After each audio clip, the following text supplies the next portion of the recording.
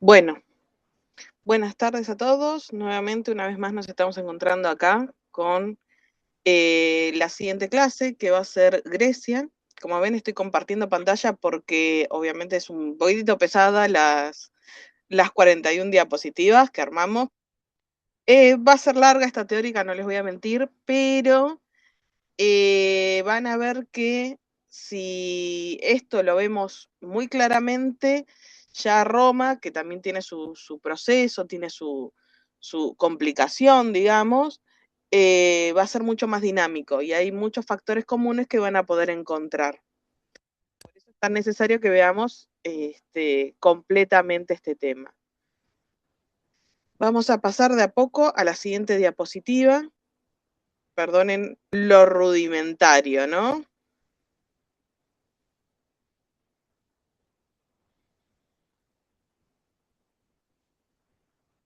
Ahí estamos. Ahí se ve bastante bien. Hoy vamos a arrancar, como ya dije, con la civilización griega. Tengan en cuenta que cuando hablamos de esta civilización, no constituye meramente un capítulo de la historia antigua, representa el germen indiscutible de la cosmovisión de Occidente. Es imposible separarla de nuestra forma de conocer el mundo, como conocemos el mundo que nos rodea, de la filosofía, de la concepción de la medicina, etcétera. Por eso van a ver que generalmente cuando empiezan a hablar sobre algún tema, siempre vamos a hablar con allá en la antigua Grecia, básicamente. Se va a extender desde el año 3500 hasta el 30 antes de Cristo. Siempre estamos hablando antes de Cristo. Y va a estar situada al sur de la balcánica y rodeada por el mar Mediterráneo. Y sin ir más lejos, su historia se va a dividir en 4 grandes periodos, como lo ven acá, que es la Edad Oscura, la época arcaica, el periodo clásico y el periodo helenístico.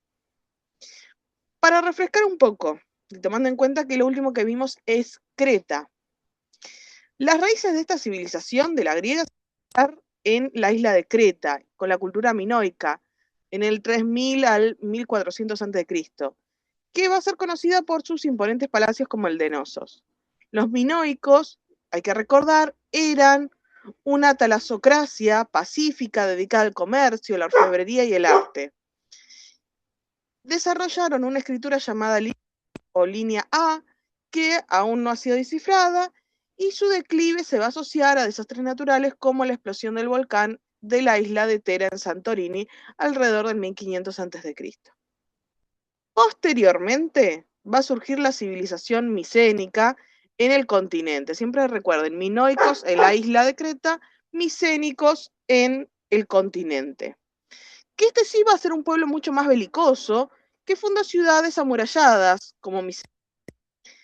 Ellos hablan una forma primitiva de griego y utilizan la escritura línea B, que también tiene su complicación. Igual no vamos a andar mucho en eso. A este periodo se le atribuyen las leyendas como la guerra de Troya, narrada más tarde por Homero, en la Ilíada. Tras el colapso micénico, Grecia va a entrar en la Edad Oscura, 200 al 776 a.C., que es un tiempo de escasas fuentes donde se pasó del uso del bronce al hierro. Seguimos en la Edad de los metales, acuérdense. Al finalizar esta etapa va a comenzar la época arcaica, que va a estar marcada por el surgimiento de la polis o de las ciudades-estado, como Atenas, Esparta, Tebas y Corintio. Debido al aumento demográfico, los griegos colonizaron nuevas tierras en el sur de Italia y Sicilia, que es la región conocida como Magna Grecia. En este periodo se van a celebrar los primeros Juegos Olímpicos del 776 a.C. en honor a Zeus, los cuales servían para unir a los pueblos helénicos bajo una identidad común. En el periodo clásico, que es, digamos, la época más recordada, Grecia, que es del 499 al 323 a.C., fue la época de mayor sofisticación cultural y política. Atenas se va a convertir en la cuna de la democracia, un sistema donde los ciudadanos varones participaban en el gobierno, impulsados por figuras como la figura de Pericles, que fue una figura con gran peso en arquitectura, arte, en política dentro de la polis griega. Por otro lado, Esparta va a destacar por su diarquía y su rígido entrenamiento militar conocido como la agoge. No vamos a andar en eso. Ya alguno que otro conoce el tema de, de lo que se decía de que los espartanos descartaban a los bebés que lloraban mucho o que tenían alguna deformidad al nacer. No vamos a andar en eso. Es una historia medio turbia. No tengo tiempo y mire la cantidad de diapositivas que falta. Este siglo estuvo marcado por grandes conflictos, como las guerras médicas. Ya vamos a hablar un poquito más de eso, que es una confederación de ciudades griegas que logró versiones del Imperio Persa bajo los reyes Darío I y Jerjes en las batallas legendarias como la de Maratón, las Termópilas y Salamina. Si les suena este tema, es porque seguramente vieron la película 300 y les está haciendo genial eso. Es un gran motor de para conocer historia, el tema del cine, yo siempre lo digo. Las guerras del Peloponeso, que es una guerra civil entre Atenas y Esparta, que terminó con la derrota de los atenienses y el debilitamiento general de la polis. Aprovechando la debilidad de las ciudades del sur, a crecer la figura de Felipo II de Macedonia, quien va a conquistar Grecia tras la batalla de Queronea, y su hijo, Alejandro Magno, que es el más conocido de este periodo, va a heredar el trono y construyó un vasto imperio que se extendió hasta Egipto y la India. Alejandro difundió el helenismo, una fusión de la cultura griega y las naciones orientales. Ya lo vamos a ver un poco, vamos a hablar un poco de Olimpia, así que quédense tranquilos que esto va a tener sentido más adelante. Tras su temprana muerte en el 323 a.C., su imperio se dividió entre sus generales, y hablamos un poquitito de esto en la clase pasada de Egipto. ¿Por qué? Porque uno de sus generales era Ptolomeo, que si les suena de Ptolomeo, porque vieron la teórica anterior, y se van a acordar que es uno de los nombres de Cleopatra VII, que fue la que estuvo con Julio César. Justamente yo les dije, es uno de los generales de Alejandro Magno. Pues acá todo empieza a cerrar.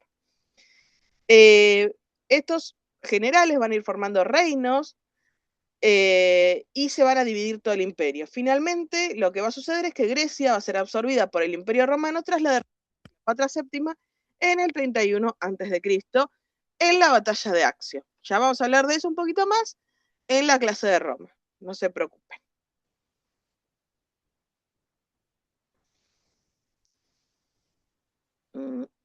Vamos pasando. Disculpen lo rudimentario de pasar las diapositivas, pero realmente es medio compliquete así.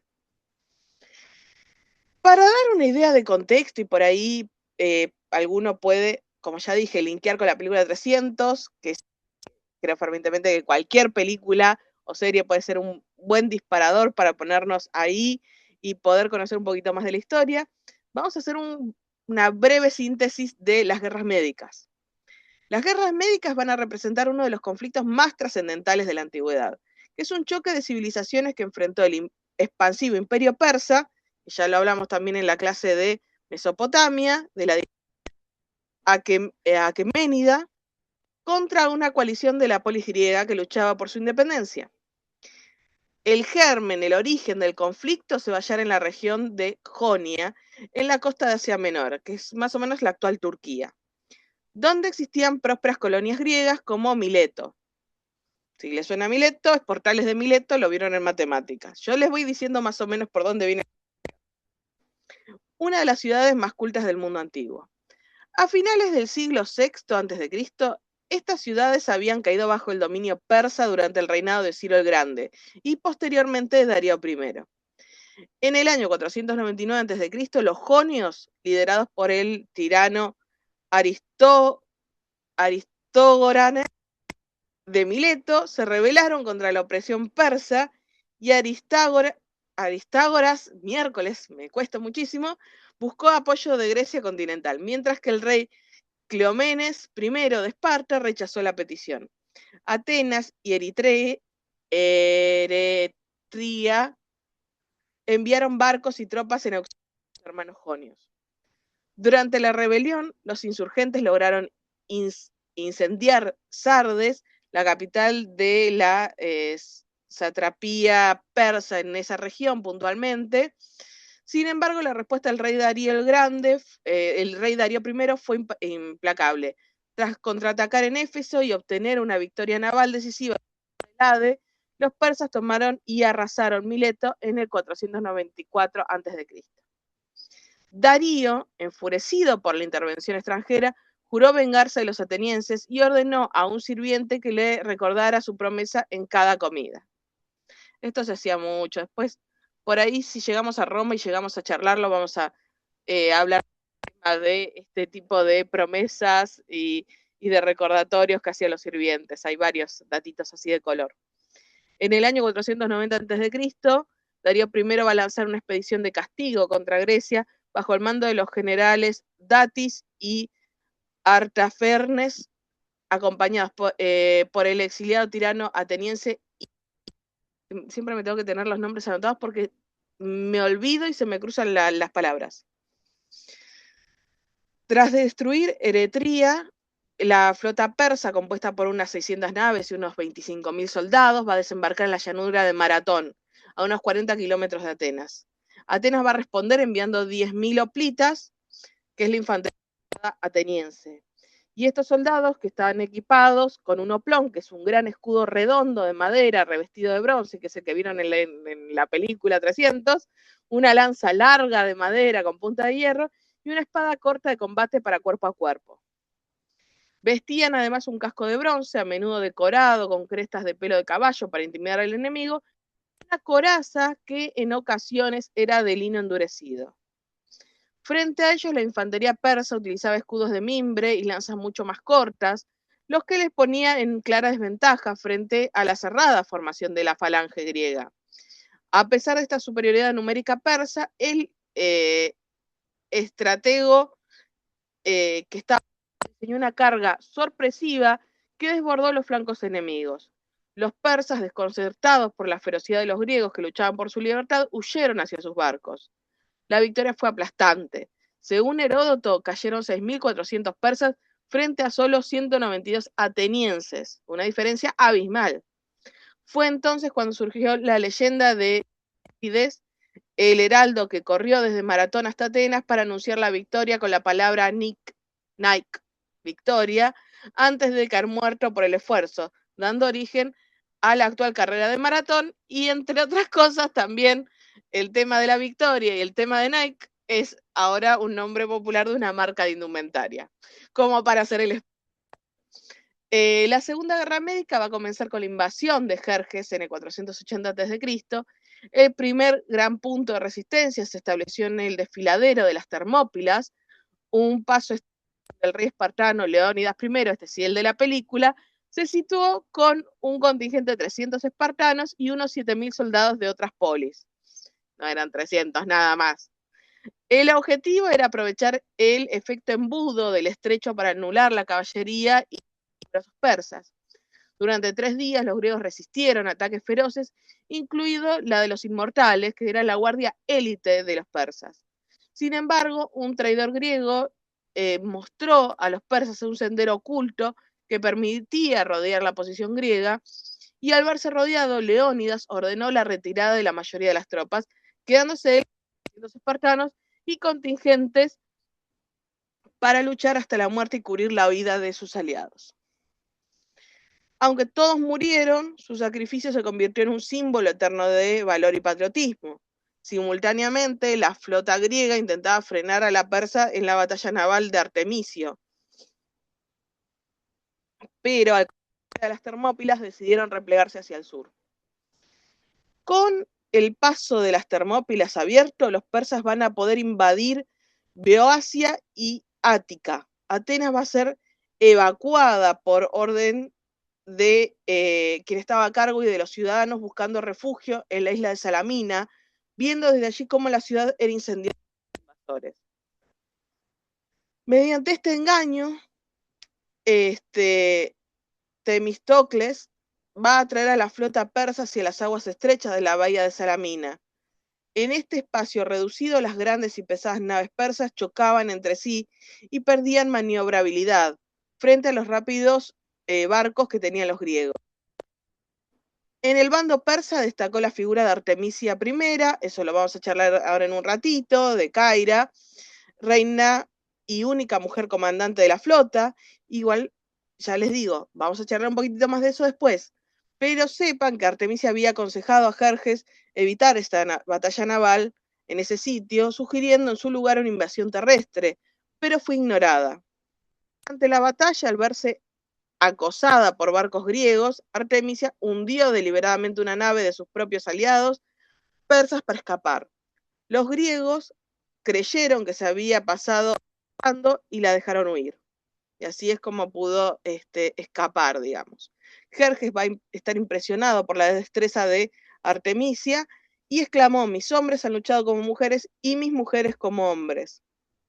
Eso se dice, cuenta la historia, ¿no? Creo que aparece en la segunda película de 300, no estoy segura porque no la vi, pero por algunas escenas que vi así de refilón, me parece que es la historia de la segunda peli de 300. Después, alguien que la vea me confirma. La derrota en Salamina fue un golpe devastador para Jerjes, quien regresó a Asia Menor, temiendo quedar atrapado en Europa, dejando a su general Mardonio al mando de las tropas terrestres en Tesalia. El desenlace final de la Segunda Guerra Médica tuvo lugar en el 479 a.C., en la batalla de Platea, una coalición de ciudades griegas lideradas por el regente espartano Tanias derrotó definitivamente al ejército de Mardonio, quien murió en combate. Y ese mismo día la flota griega persiguió a los restos de la armada persa hasta el cabo de en Jonia, destruyendo y liberando las colonias griegas de Asia Menor del yugo persa. Aunque la gran invasión había terminado, los conflictos esporádicos van a continuar. Por eso también hablamos de los persas cuando hablamos de Alejandro Magno. Atenas va a crear ahora la Liga de Delos, una confederación de polis para continuar la lucha contra Persia y liberar los territorios aún ocupados. El general ateniense Simón, hijo de Milclíades, protagonizó lo que algunos historiadores llaman la Tercera Guerra Médica, pero esto está medio, digamos, debatido, en el año 467 a.C. En ese año Simón también va a obtener una victoria doble y aplastante en la batalla del río Eurimedonte, siempre me cuesta mucho, derrotando a las flotas y el ejército en el mismo día. Finalmente, estas hostilidades van a concluir formalmente alrededor de 449 a.C. con un tratado de paz con Persia que prometía no enviar más barcos al mar Egeo y a reconocer la autonomía de los griegos de Asia Menor, dando como consecuencia la hegemonía de Atenas y el desarrollo de la democracia gracias a aquellos remeros que van a luchar en estas guerras y hallaron voz y voto en este momento tan crítico.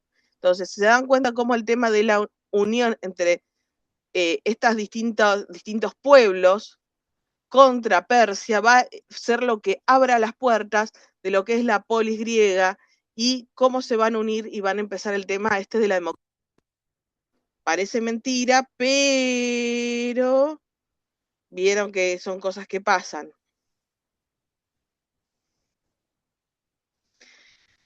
Para dar un poco de contexto sobre la vida cotidiana, vamos a hablar un poquito del día a día, ¿sí? Corto un poco con la historia porque si no ustedes se me duermen. La dieta griega, como se imaginarán, era predominantemente mediterránea. Estaba en la tríada de cereales, aceite de oliva y vino. El desayuno solía ser pan de cebada mojado en vino puro, a veces acompañados de higo.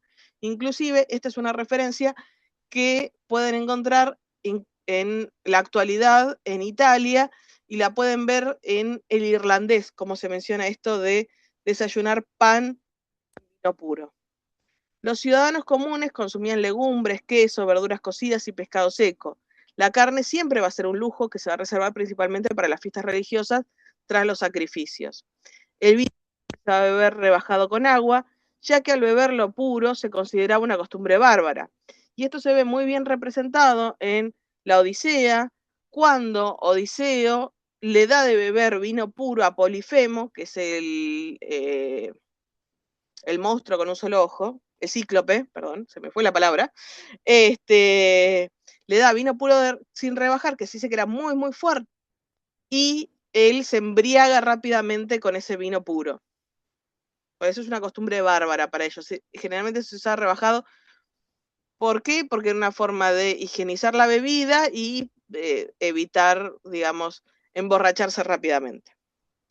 En Esparta, los hombres en los comedores comunes con su caldo negro, que es una preparación de sangre, vinagre y vísceras que resultaba poco apetecible para los extranjeros. Lo que era, lo que es interesante, nosotros ahora lo vemos muy, muy asqueroso. Hay un montón de comida, gente que si viajan a otros países van a ver que no es tan delicioso en las comidas de otros países como lo que uno cree a veces, más los que son comidas tradicionales. Las casas griegas eran el centro de la vida familiar. Las viviendas solían construirse alrededor de un patio central con paredes de madera y ladrillos de barro. El mobiliario siempre va a ser austero, compuesto por mesas, taburetes, baúles y lechos sencillos. Los hogares de la nobleza, por supuesto, eran más sofisticados, con paredes decoradas con pinturas de mejor calidad. Pero no es que van a tener un mobiliario distinto, la base va a ser igual. Las ventanas no van a tener cristales, sino paneles de madera para regular la luz solar. La higiene personal va a variar según el estado, que hablamos de los ciudadanos comunes, usaban baños públicos o cubetas, los ricos contaban con mayores comodidades en sus casas. En cuanto a la vida doméstica, los esclavos eran esenciales para cocinar y mantener la estructura de la casa. Un dato curioso es que los griegos no consideraban la disciplina en los gimnasios como algo impúdico y dedicaban gran parte de su tiempo al cuidado del cuerpo y de la piel. Ya vamos a hablar un poquito más de eso ahora en breve.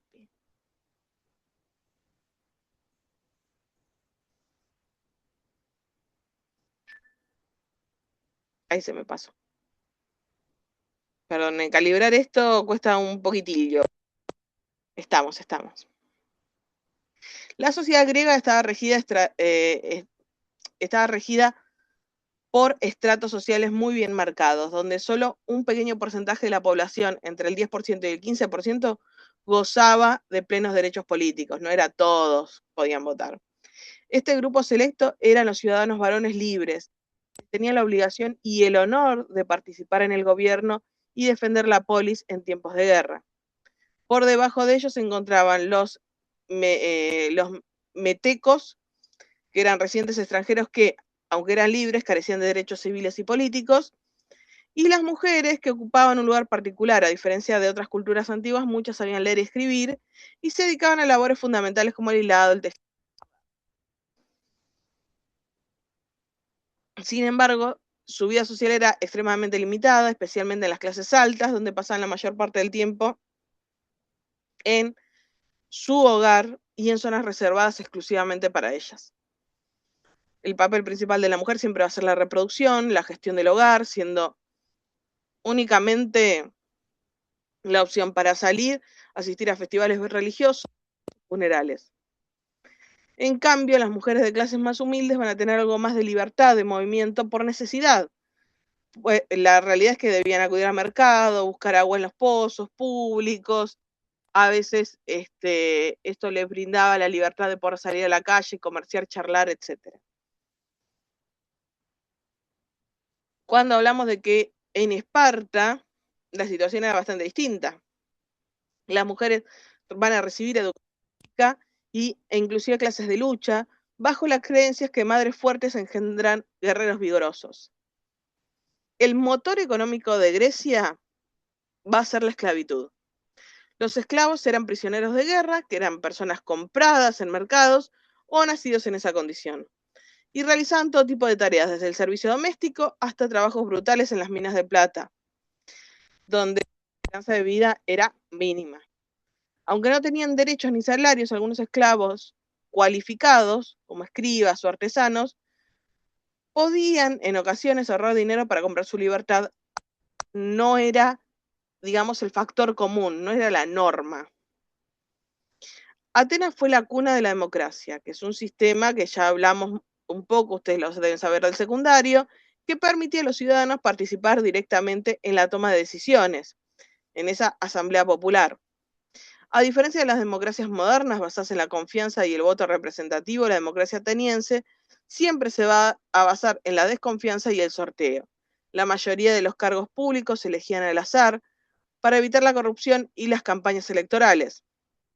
Si un líder se volvía demasiado poderoso o peligroso para la libertad del ciudadano, se le podía condenar al ostracismo, lo que significa el exilio forzado durante 10 años.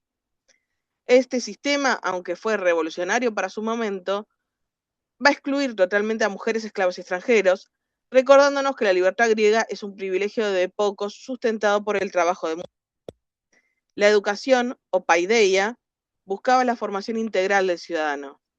En Atenas era privada y se encontraba en la gramática, la música y la gimnasia.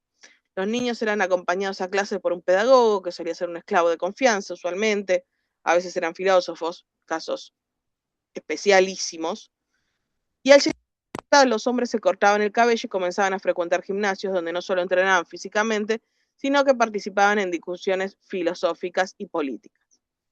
El ocio masculino de élite culminaba en el simposio, que era un banquete donde se bebía, se recitaba poesía, se debatían asuntos políticos, filosóficos también, mientras los invitados permanecían recostados en su...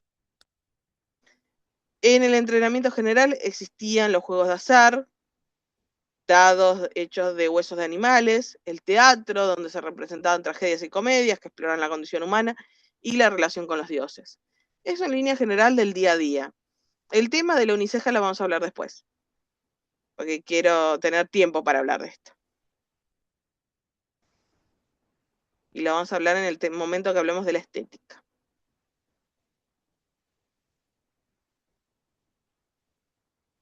Ahora vamos a ver el tema un poquito más de historia y ya en un momento terminamos con esto, no los voy a aburrir mucho más. Que es el ascenso de Macedonia como potencia hegemónica y la posterior creación de uno de los imperios más vastos de la historia bajo el mando de Alejandro Magno, que va a marcar el fin de la época clásica y el inicio del periodo helenístico. Este proceso va a comenzar con la visión de Filipo II, quien transformó un reino antes insignificante en una monarquía de guerra imparable. Cuando Filipo II ascendió al en el año 360 a.C., Macedonia se va a encontrar al borde del colapso debido a las guerras constantes contra ilirios y tracios.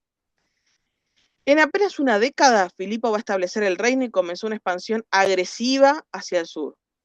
Su éxito no se va a deber únicamente a su habilidad diplomática, sino a una serie de innovaciones militares, estrategias que cambiaron la forma de combatir. La innovación más destacada fue la creación de la falange macedonia. A diferencia de la falange hoplítica tradicional, que era un poquitito distinto, los soldados de Filipo estaban equipados con la sarissa, una pica de más de 5 metros de longitud, que permitía mantener al enemigo a una gran distancia antes que éste pudiera alcanzar las líneas macedonias. Además, introdujo grandes avances, tecnológicos como la catapulta de torsión, que le va a otorgar a su ejército una capacidad de asedio sin precedentes. Con este ejército bien preparado, Filipo en los asuntos griegos. Participó en la Tercera Guerra Sagrada, ganándose el respeto de muchas polis, y finalmente en el año 338 a.C. derrotó a una coalición de atenienses y tebanos en la batalla de Queronea, lo que supuso el fin del control independiente de las ciudades griegas y la unificación con la Liga de Corintio. Su objetivo final era una campaña de venganza contra el imperio persa, pero fue asesinado en el 336 a.C. durante la boda de su hija. Ojo, acá que hay un montón de temas conspiranoicos muy picantes que vamos a charlar a penitas, ¿viste? Vamos a ver un poquitito después, pero hay unos temas picantones acá porque se dice, se rumorea, dicen las malas lenguas, como diría mi madre, que Olimpia, su mujer, estuvo atrás del asesinato de Filipo. ¿Por qué? Porque él estaba por tener un hijo o había tenido un hijo más con otra mujer, acá podías tener varias esposas, no estaba mal visto, y esa mujer era Macedonia, lo que le daba más derechos sobre el trono al hijo que tuviera con ella. Entonces, Olimpia, que era la madre de Alejandro Magno, quería que su hijo se quede, lo cual sucedió a la muerte de Filipo,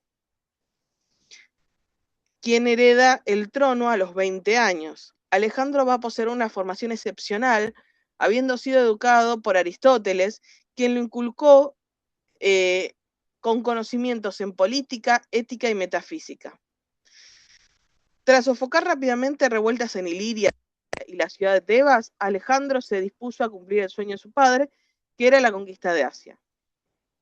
En el año 334 a.C., Alejandro va a cruzar el Esponto hacia Anatolia, con un ejército de 4.000 soldados y una flota de 200 naves.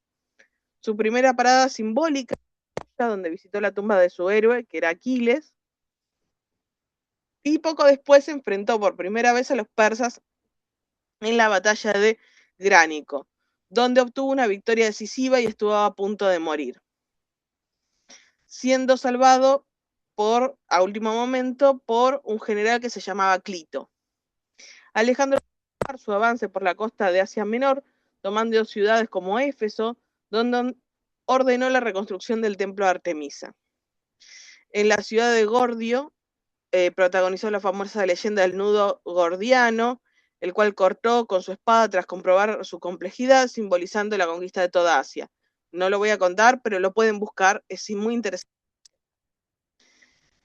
El siguiente gran choque con el rey Darío III ocurrió en la batalla de Isos en el 333 a.C., que a pesar de su superioridad numérica, el genio táctico de Alejandro provocó la huida de Darío, permitiendo al macedonio capturar a la familia real persa, a quien trató con inesperada cortesía. Tengan en cuenta, acá dato no menor, él recibió una gran educación de Aristóteles en cuanto a sus conocimientos generales, tuvo un gran entrenamiento militar, y piensan que era hijo de Filipo, o sea que el entrenamiento militar era muy importante en su educación, pero aparte de Olimpia, de su madre, que ella era hija de griegos, conocía mucho de mitología, mucho de religión, entonces heredó un gran respeto hacia las familias y a las religiones de la gente que él iba conquistando. Y eso le ganó todavía más respeto en otras tierras.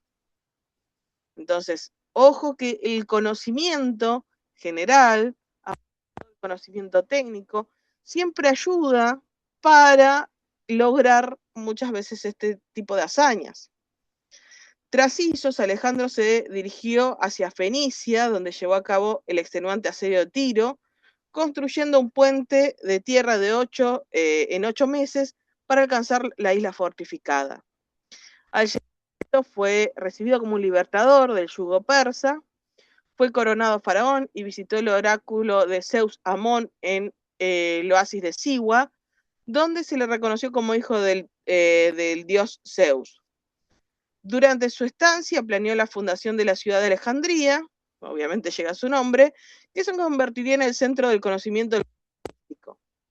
Decidió dar el golpe de gracia al imperio persa, internándose en la Mesopotamia para enfrentarse nuevamente a Darío III en la batalla de Gaugamela, en el 331, cerca del actual Mosul. Tras una lucha feroz, el ejército persa fue definitivamente derrotado y Darío huyó de nuevo hacia el este. Con el camino despejado, Alejandro realizó su entrada victoriosa en Babilonia.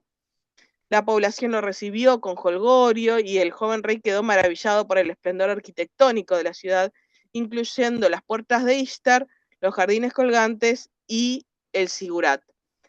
Si quieren ver, yo les recomiendo muchísimo la película de 1999 de Alejandro Magno, que trabaja Angelina Jolie.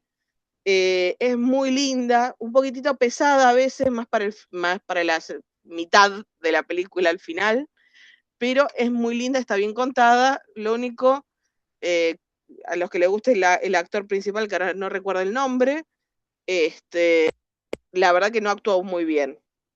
No trabajó muy bien, pobre muchacho, pero es una gran película para ver un poco y conocer un poco más la historia de Alejandro Magno. Hay un docufilm en Netflix también para ver, no lo vi sinceramente, no lo terminé, pero a mí me gustó más la película del 99, porque trabaja Anthony Hopkins y le tengo un cariño muy especial, y tiene un muy buen soporte de actores secundarios, excelentes actores secundarios, y la verdad que me gusta mucho cómo está representada.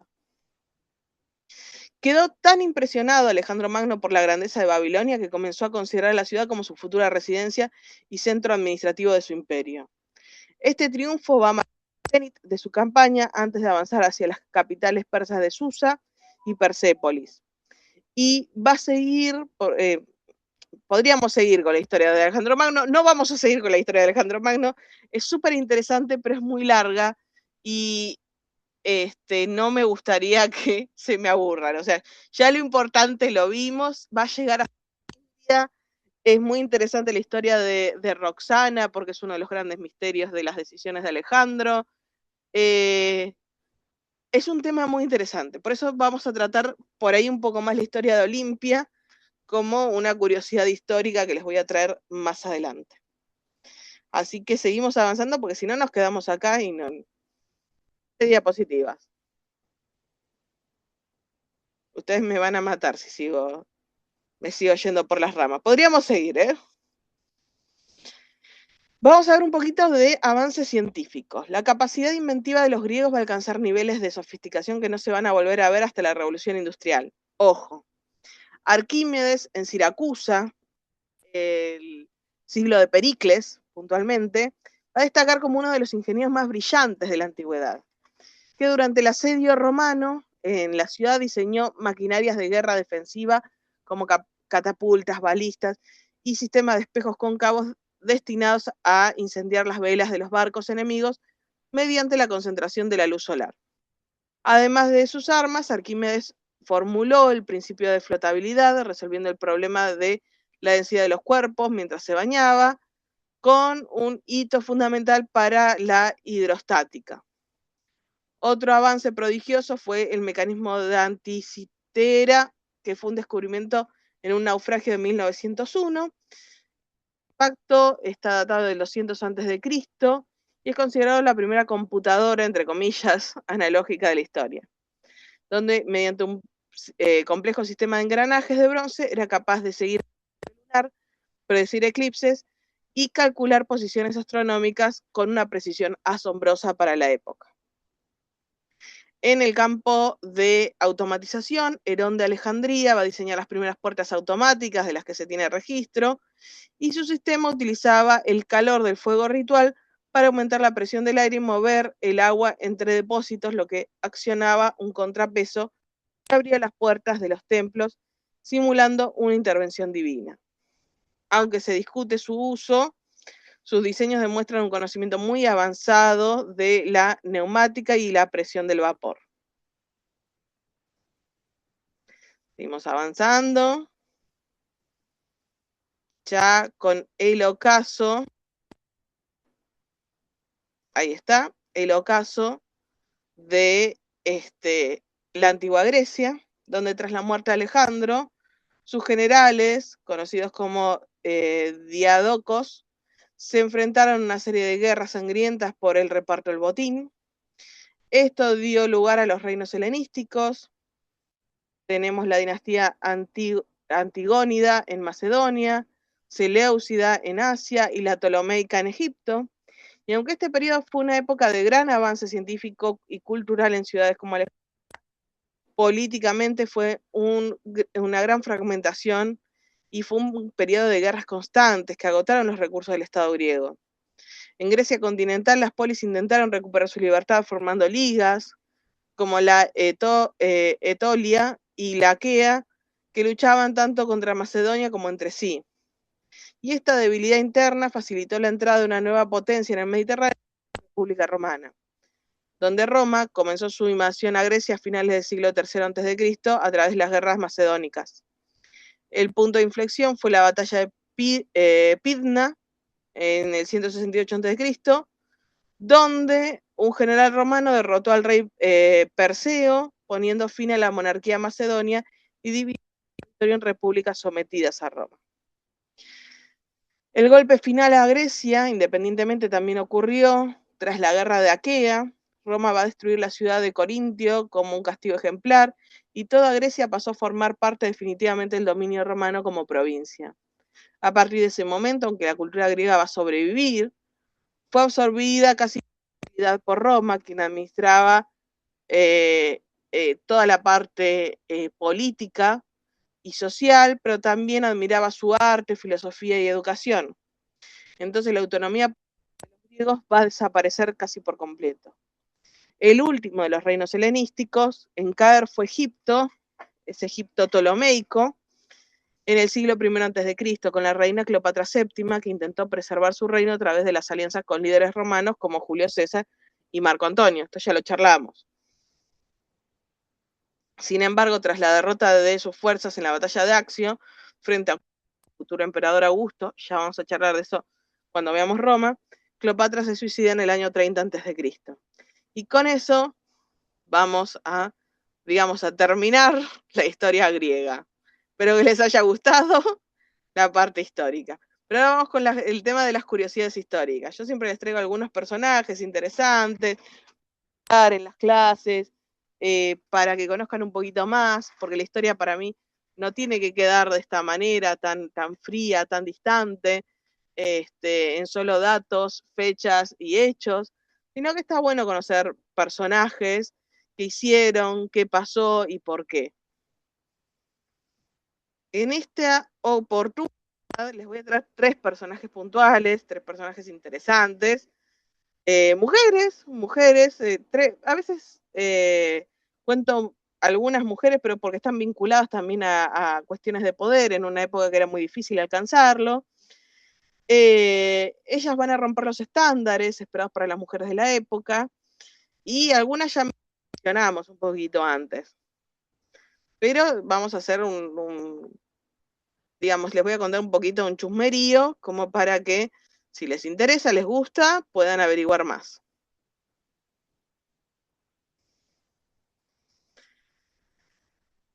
Hay que tener en cuenta que en la Grecia continental y en muchas ciudades-estado, el papel de la mujer estaba perfectamente limitado y restringido al ámbito doméstico. Yo ya eso se los había comentado. Mientras que la mayoría de las mujeres, especialmente las de clases altas en la ciudad como Atenas, pasaban su tiempo dedicado al tejido de la crianza, Artemisia rompió todos los esquemas.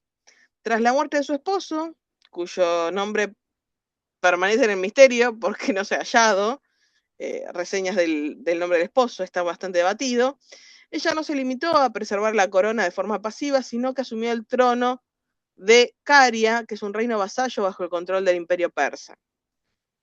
En el mundo antiguo era extremadamente raro que una mujer gobernara, aún así fue aceptada como líder militar.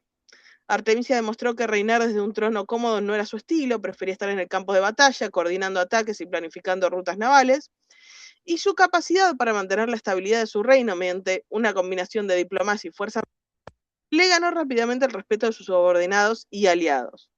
La reputación de la reina de Caria llegó a oídos del gran rey Jerjes I, soberano en ese momento del imperio persa, quien se encontraba en medio de los preparativos para una invasión masiva a Grecia en el año 480, que se los comenté antes. Jerjes buscaba comandantes de confianza para su colosal flota de 1000 barcos, y Artemisia emergió como una de las opciones más intrigantes. Ella no solo ofreció una flota ágil y significativa para la campaña, sino que se convirtió en una consejera respetada por el propio monarca. Lo que distinguía a Artemisia en la corte persa era su honestidad brutal, que a diferencia de otros comandantes que era el rey, ella brindaba opiniones directas, a menudo contradecía las expectativas imperiales y ponía en tela de juicio las decisiones. Jerjes, lejos de ofenderse, valoraba esta sinceridad como una muestra excepcional de lealtad y capacidad estratégica. Seguimos.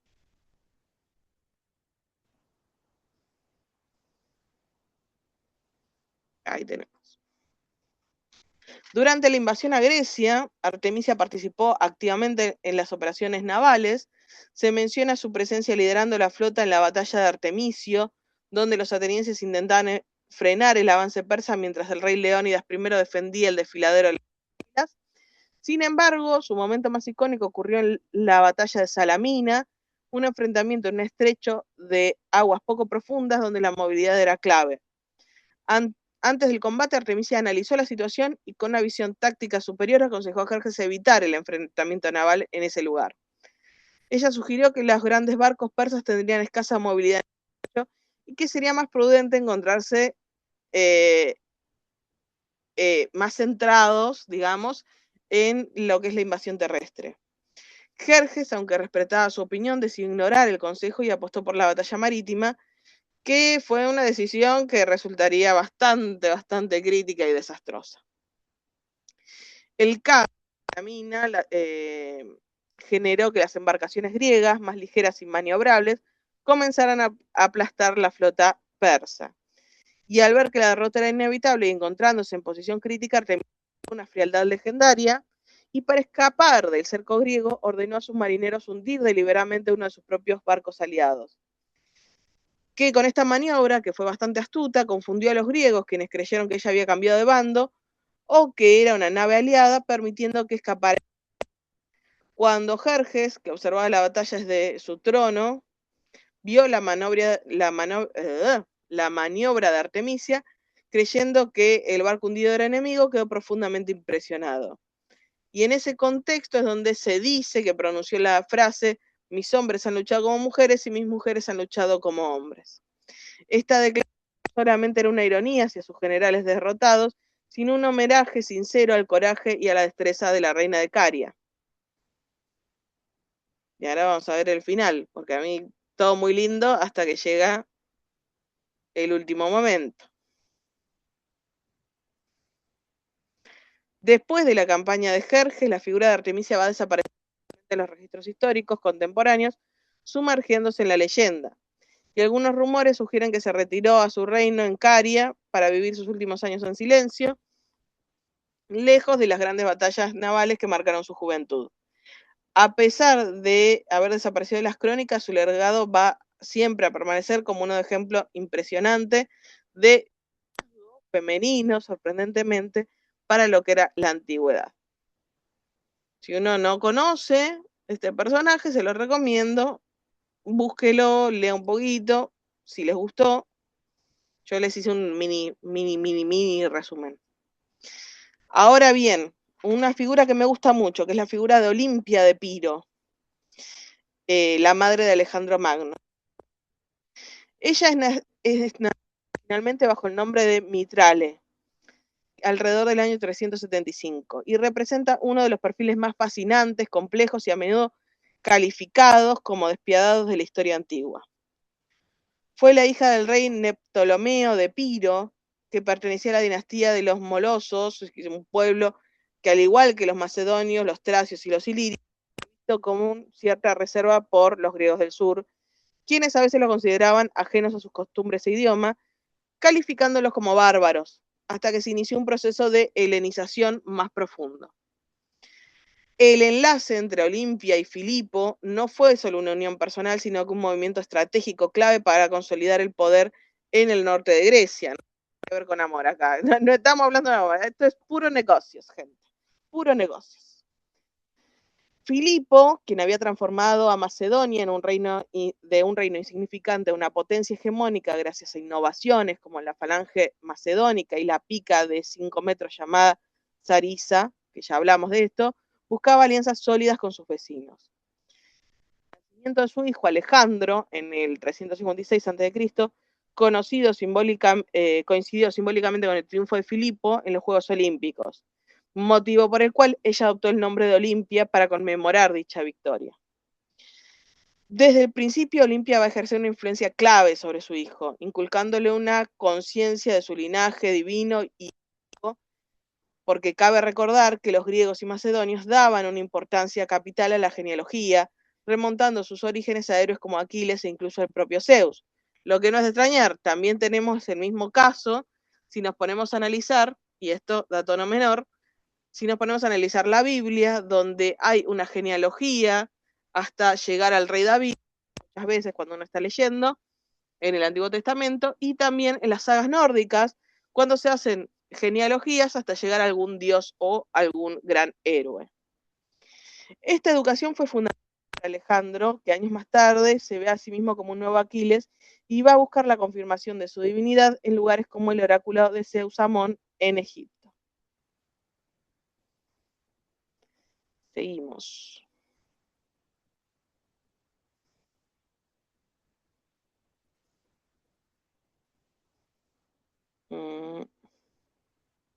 Ahí va. Sin embargo, lo que es la armonía familiar, entre comillas, se va a romper cuando Filipo decide casarse nuevamente con una mujer de la alta nobleza macedonia, lo que ponía en riesgo la legitimidad y la prioridad de Alejandro en la sucesión. Este conflicto va a culminar en una furiosa disputa que llevó a Olimpia a tierra natal, Epiro, buscando apoyo para vengarse de lo que consideraba una afrenta personal y política. La tensión en la Casa Real Macedonia era tal que muchos historiadores antiguos y modernos le atribuyen una participación directa o intelectual en el asesinato de Filipo II, ocurrido en el 336 a.C., durante la boda de su hija con el rey Alejandro de Epiro. Ojo acá que se le atribuye una participación a Olimpia, no necesariamente a Alejandro. Con la muerte de su esposo, Alejandro va a asumir el control del reino y Olimpia va a recuperar su posición de poder e influencia en la corte. Mientras que Alejandro embarca en su asombrosa conquista por Asia, derrotando al imperio persa de Darío III en batallas como Isos o Gaugamela, Olimpia va a permanecer en Macedonia. Entonces, ¿qué estaba pasando en Macedonia mientras tanto? Durante este periodo, la relación con el general Alejandro, a quien Alejandro había dejado a cargo del reino, y Olimpia fue extremadamente hostil. Los desacuerdos eran frecuentes, ya que Olimpia intentaba ejercer una autoridad política que chocaba con la agresión administrativa del general.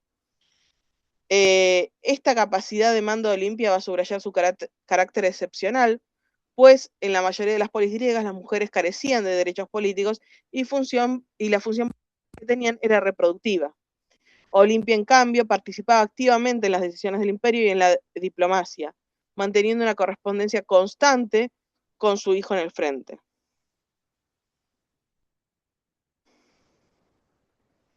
Entonces, ¿qué pasó después? Porque hay que tener en cuenta, Olimpia le siguió viva después de la muerte de Alejandro. Entonces, ¿qué pasó? La muerte prematura de Alejandro en Babilonia en el 323 a.C. sumió al imperio en un caos absoluto, ya que no había un sucesor claro. Los generales de Alejandro, más conocidos, comenzaron a repartirse los territorios y a enfrentarse entre sí en las denominadas guerras de los diádocos. En un principio, Olimpia va a rechazar ser la regente de su nieto, Alejandro, sería Alejandro IV, el hijo póstumo de Alejandro con la princesa Roxana. No les voy a contar la historia de Roxana porque nos quedaríamos acá toda la vida. Sin embargo, su actitud cambió radicalmente cuando Casandro, hijo de Antípatro, comenzó a obrar para hacerse con el control de Macedonia, nombrando a Filipo III, a Rideo, que era hermanastro de Alejandro, y tengan en cuenta, tenía cierta discapacidad mental, como un rey títere. Enfurecida por lo que consideraba una usurpación de los derechos de su nieto y del linaje legítimo de Alejandro, Olimpia decidió intervenir. En el año 317 a.C. logró capturar a Filipo III y a su esposa, ordenando el asesinato de ambos para eliminar cualquier obstáculo a la soberanía de Alejandro IV. Esta acción, marcada por la crueldad, característica de las luchas de poder de la época, selló su reputación como una mujer despiadada, que no dudaría en para proteger su legado. El avance de Casandro nos hizo esperar. Logró sitiar a Olimpia en la ciudad, donde la reina residió hasta que el hambre y la falta de suministros la obligaron a rendirse en el 316. Casandro, que temía que el prestigio de Olimpia pudiera provocar una nueva revuelta en paz si se la mantenía con vida, la sometió a un juicio ante la Asamblea Macedonia. Y aunque fue sentenciada a muerte, La ejecución no fue sencilla. Se cuenta que los soldados enviados inicialmente para matarla se negaron a hacerlo al verla, impresionados por su dignidad y por el respeto sagrado que aún inspiraba como la madre del rey de reyes, pero finalmente los familiares de sus propias víctimas, quienes movidos por el resentimiento y el deseo de venganza, la terminaron asesinando. Y ahí cayó otro gran personaje. Denme un minuto que ahora seguimos con el tema de Teuta, que es otro tema interesantísimo.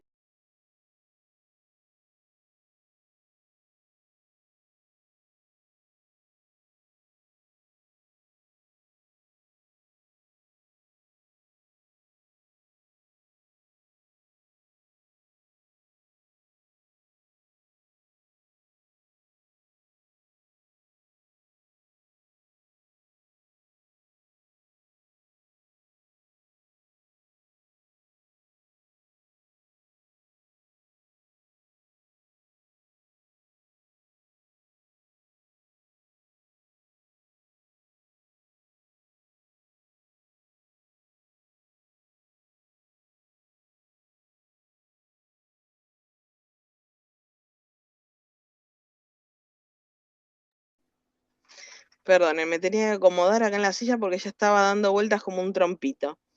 Eh, es larga la clase para todos, para mí también, cuando estoy grabando. La tercera figura de la cual vamos a hablar, y la última por hoy, se los prometo, al menos no vamos a hablar de otras figuras históricas, va a ser la figura de Teuta de Iliria, que es conocida en las crónicas como una reina pirata de los ilirios. Es que le gusta la historia de la piratería, puede buscar más información. Acá damos muchos disparadores. Va a emerger en la historia antigua como una de las líderes más desafiantes y menos comprendidas de la región balcánica, y es necesario, por ahí, para entender el ascenso de Teuta, analizar la situación de los ilirios primero, que los ilirios eran un conjunto de pueblos que habitaba lo que hoy es Albania, partes de Montenegro, Croacia y Bosnia. Obviamente la menciono porque yo soy descendiente de croatas y a uno le tocan el corazoncito de cerca, entonces le tengo mucho cariño a Teuta, me van a perdonar. Históricamente los ilirios eran vistos por los griegos como bárbaros, ancestralmente la piratería, que era una actividad que amenazaba el comercio en el Adriático desde el año 600 a.C. Los piratas no eran todos posteriores como vimos en el Barroco, en Pirata del Caribe, no. Esto es anterior, existió desde que el mundo es mundo.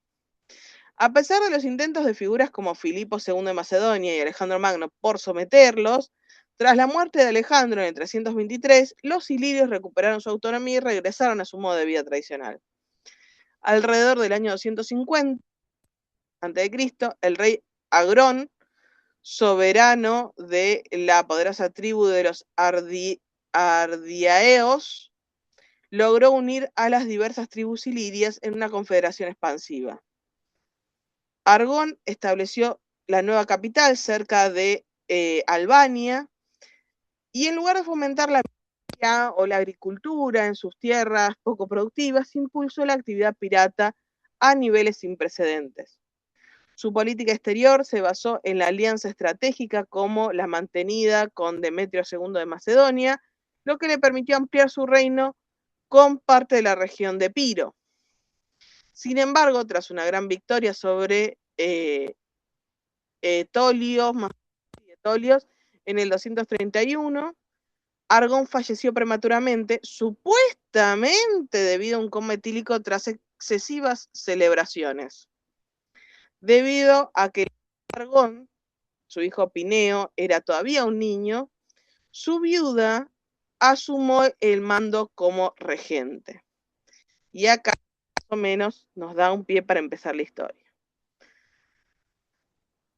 La reina adoptó y reafirmó su nombre como el de Teuta. Lejos de limitarse a conservar el reino de su esposo, Teuta mostró una ambición mayor. Diseñó un plan de expansión agresivo, aprovechando el vacío de poder y las luchas internas entre romanos, cartagineses y macedonios. Ya vamos a ver cuando veamos Roma. Y a diferencia de la rigidez social de la polis griega, donde las mujeres solían estar recluidas en sus casas, haciendo tejido y bordado, Teuta va a romper también con las convenciones de género de la época al liderar ejércitos y dictar políticas de Estado. Sin embargo, se va a ver obligada a gestionar una coalición inestable de tribus, la principal motivación era el saqueo, por lo que extendió numerosas patentes de corso que permitían a sus subordinados tratar a cualquier ciudad o barco extranjero como un enemigo legítimo. Y uno pensaba que las patentes de corso eran algo moderno. No, no, no, señor. Acá tenemos para rato. Las incursiones ilirias van a comenzar a afectar seriamente las ciudades del sur de Italia y Sicilia, ricas colonias que se convirtieron en el objetivo predilecto de los piratas, y las hazañas más alarmantes fue el saqueo de Fenice, una ciudad griega del Epiro considerada inexpugnable, lo que hizo terror en las costas griegas y obligó a las poblaciones locales a pagar rescates y ofrecer alianzas a Teuta. Ante el aumento de las quejas de los comerciantes, Roma decidió intervenir por la vía diplomática y en el año 230 a.C. el Senado va a enviar a dos hermanos, Cayo y Lucio, para exigir el fin de la piratería contra los intereses romanos. Durante las audiencias, Teuta va a responder con altanería, que si bien el Estado de Ilirio procuraría no cometer faltas oficiales, no era legal que los reyes impidieran a los ciudadanos particulares sacar provecho del mar. Así que la respuesta de Lucio fue una amenaza directa. Afirmó que los romanos tenían la costumbre de castigar crímenes privados de forma pública y que obligarían a la reina a enderezar las normas. Ofendida por estas palabras, Teuta va a ordenar dar muerte a Lucio, lo que otorgó a Roma la excusa perfecta para declarar la guerra. Y ahí vamos a ir al final de la historia de Teuta. En el año 229 a.C., Roma va a lanzar una expedición de castigo masiva compuesta por barcos y 20.000 hombres bajo el mando de cónsules como Lucio Póstumo Albino y Caneo Fluvio Centumalo. Y esta fuerza se presentó de imprevisto en Corsiria, y el giro decisivo de la guerra no ocurrió en el campo de batalla, sino a través de la traición. Demetrio, el gobernador puesto por Teuta, la isla y la plaza de Faros a los romanos, pasándose su bando con armas y ejército. La deserción de Demetrio provocó un efecto dominó, otros generales, incluidos el cuñado de la reina, también se rindieron, las tropas terrestres ilirias no estaban a la altura de las legiones romanas y solían huir rápidamente al aparecer el ejército invasor. Y ante la superioridad romana aplastante y la pérdida de sus enclaves principales, Teuta se vio obligada a pedir la paz. El tratado de paz fue firmado en el 227 a.C., fue humillante para la reina pirata, y Teuta se comprometió a entregar un fuerte tributo anual y ceder la mayor parte de sus traidores, Demetrio y el otro traidor que no me acuerdo cómo se llamaba, quienes gobernaron bajo el protectorado romano. Una de las cláusulas más restrictivas le prohibió navegar el sur de Lisus con más de 2 naves armadas a la vez, neutralizando así el poderío naval ilirio.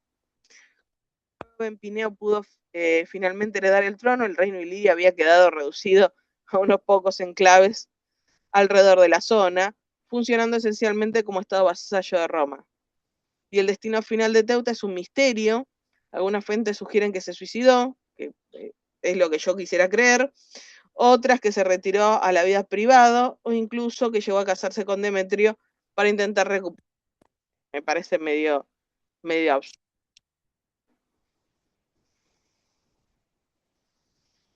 Y acá les dejamos, este es un cuadrito comparativo de los 3 casos que vimos y cómo cada una lidió con el poder y su posición social de formas diferentes.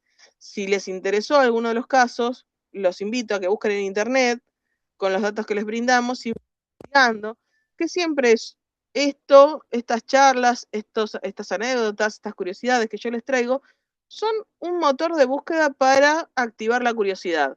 Si no les interesó, ya vamos a encontrar algo que les interese. Todas las clases yo voy a traerles algo más de chusmerío histórico, como para que, a ver qué les despierta a ustedes la curiosidad.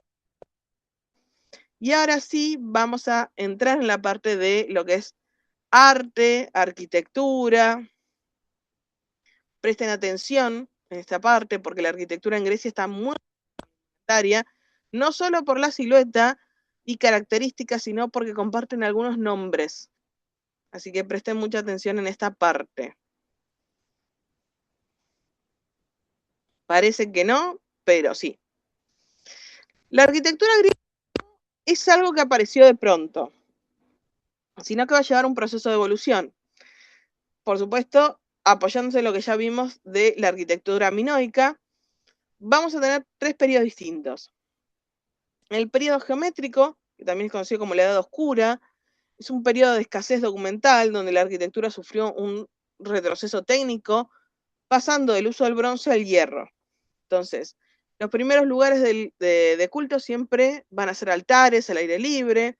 La evolución hacia lo que es el templo clásico se conoce como maquetas de terracota del siglo VIII a.C., y estas revelan que los templos iniciales eran estructuras de una sola habitación, con una planta rectangular, techos a 2 aguas, pórticos sostenidos por 2 columnas, fabricados principalmente con madera y adobe. Un ejemplo de esta transición es el primer era de Samos, en el 800 a.C., que era un edificio estrecho de 100 pies que comenzó a rodearse de columnas a finales del siglo VIII. Después tenemos el periodo arcaico a partir de 776 a.C., con el surgimiento de la polis o ciudades-estado. La arquitectura, especialmente en el siglo de Pericles, experimentó un cambio fundamental, la sustitución del adobe por la piedra, y este periodo se definió los 2 primeros órdenes arquitectónicos más conocidos, que es el orden dórico, surgido en el Peloponeso y la Grecia continental, caracterizado por su robustez y sencillez, y el orden jónico, propio de Asia y las islas, más esbelto y decorado. En esta etapa se estandarizó la planta del templo con elementos como pórticos, sala de divinidad y salas traseras para el tesoro. Los edificios, los peripetos, aquellos rodeados completamente por columnas en el exterior, buscando una estabilidad monumental que el uso de la piedra podía permitir. Entonces, el periodo clásico, también conocido como el siglo de Pericles, yo se los mencioné bastante, ya Pericles lo van a acordar de memoria, que fue entre el 499 al 23 a.C., representa, digamos, el cenit de la arquitectura griega, impulsado por el esplendor de Atenas bajo el gobierno de Pericles. Tras la destrucción de la ciudad por los persas, inició la reconstrucción de la Acrópolis, el recinto sagrado en lo alto de la colina. Y la joya de la corona fue el Partenón, dedicado a la diosa Atena, diseñado 2 arquitectos, que ahora se me fueron los nombres, bajo la supervisión del escultor Fidias. Acuérdense de Fidias, el gran escultor del siglo de Pericles. Este templo dórico es famoso por sus proporciones matemáticas y correcciones ópticas destinadas a alcanzar la visual. En esta época también apareció el orden corintio, más ornamentado y caracterizado por esos capiteles con hojas de acanto. Ya lo vamos a ver un poquitito más cuando vemos las columnas. Además de los templos, la arquitectura civil floreció en el desarrollo del ágora, el centro comercial y político de la ciudad.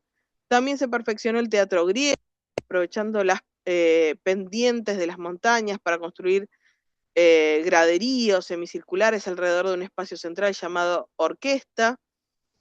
En el ámbito urbano, el hipódamo de Mileto introdujo el plan hipodámico o trazado en damero, o no sé si tipo cuadrada, para que sea más fácil, organizando las ciudades de forma cuadriculada, para que sea más fácil, porque yo les digo el trazado en damero y es, excepto que alguno haya jugado a las damas, no pasa, no se entiende rápidamente. Finalmente, el periodo helenista con la conquista de Alejandro Magno, en el 336 al 323 a.C., la cultura griega se va a expandir hasta Egipto y la India. La arquitectura helenística se volvió más monumental todavía y ecléctica, buscando impresionar a través del tamaño y la decoración exuberante. Surgieron edificios espectaculares como el altar a Zeus, en Pérgamo, elevado sobre un gran podio con escalinatas monumentales. El mausoleo del Halicarnaso, una de las maravillas del mundo antiguo.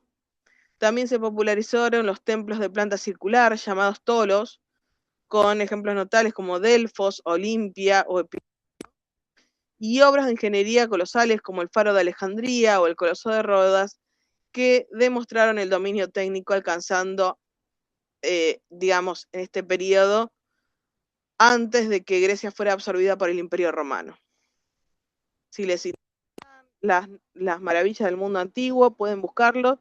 Yo ya pasé por ese periodo, la mayoría no, ya fue, gente, ya fue, ya no se puede ver, por eso yo toda la vida voy a rezar de que no haya alguna guerra que haga mierda alguna de los grandes edificios de la antigüedad, antes que por lo menos, que me den tiempo nomás.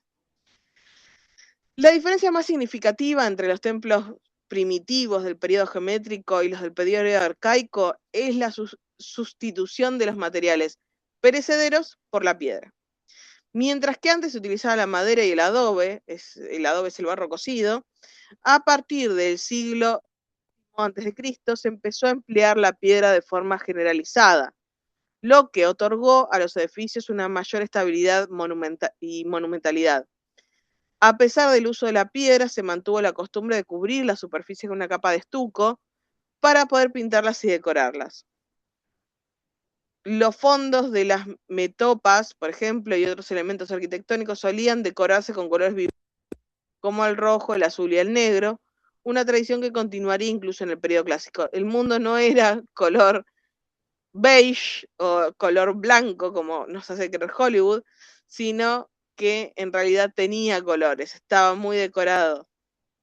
Tengan en cuenta también esta sintetización de la figura de el árbol con sus características nervaduras a una columna que de alguna manera sintetiza la idea del árbol. Dato no menor, por eso se los pongo ahí, para que lo empiecen a ver y empiecen a notar estas particularidades. A ver si lo puedo bajar un poquitito más. Ahí está, para que se lea bien.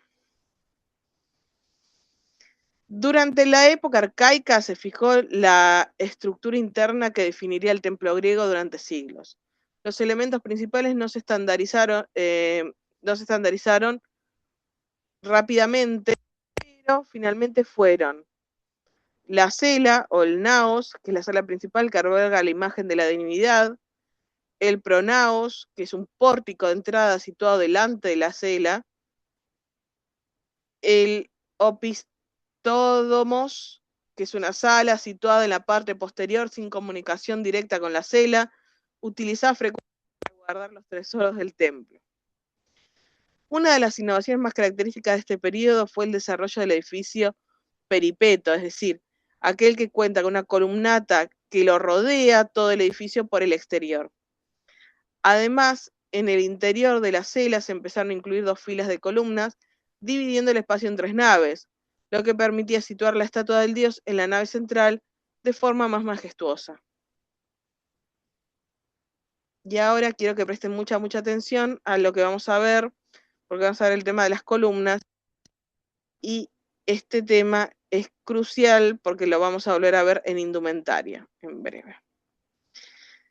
En el periodo arcaico nacieron y se consolidaron 2 de los primeros órdenes o estilos arquitectónicos.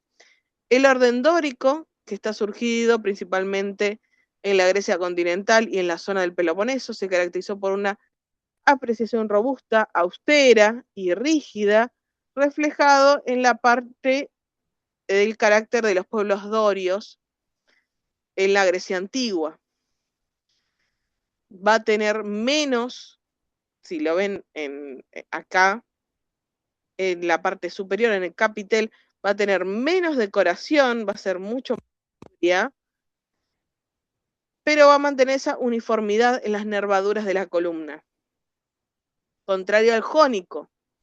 El orden jónico es originario de las islas del Egeo y la costa de Asia Menor, de Jonia, y es un estilo más esbelto, elegante y decorado, esa es la palabra clave, con capiteles que presentan volutas características. Lo dejo ahí, vamos a ir hablando de ese tema más adelante.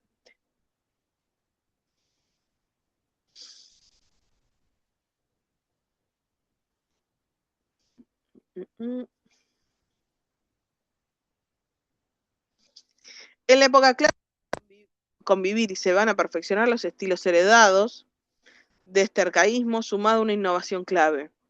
Órdenes tradicionales que continuaron utilizando, que era el dórico y el jónico, y la innovación que es el orden corintio, durante el siglo V a.C.,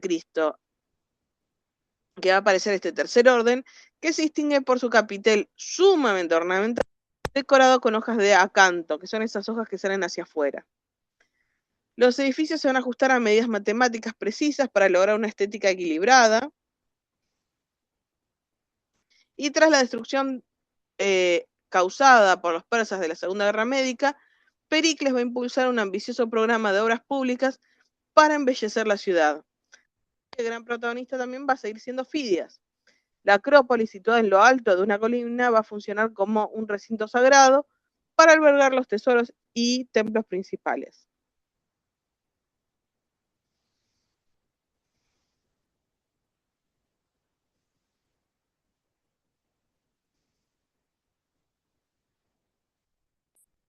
A diferencia de los periodos anteriores, los arquitectos helenísticos mostraron una clara preferencia por las dimensiones grandiosas y el uso de bases o podios elevados para realzar los edificios.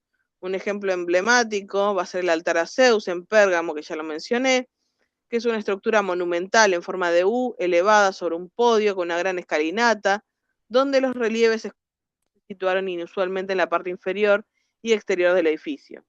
También destaca el templo de Artemisa en Éfeso, reconstruido en esta época como uno de los templos más grandes y espectaculares del mundo antiguo.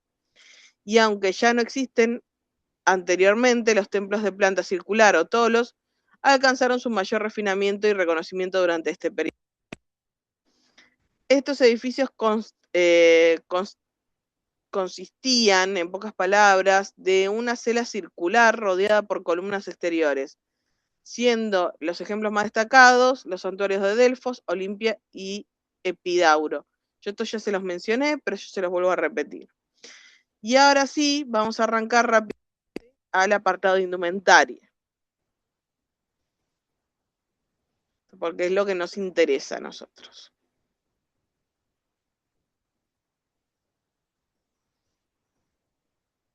La antigua Grecia va a concebir la indumentaria no como una simple cobertura, sino como una extensión de su pensamiento, tanto arquitectónico como físico.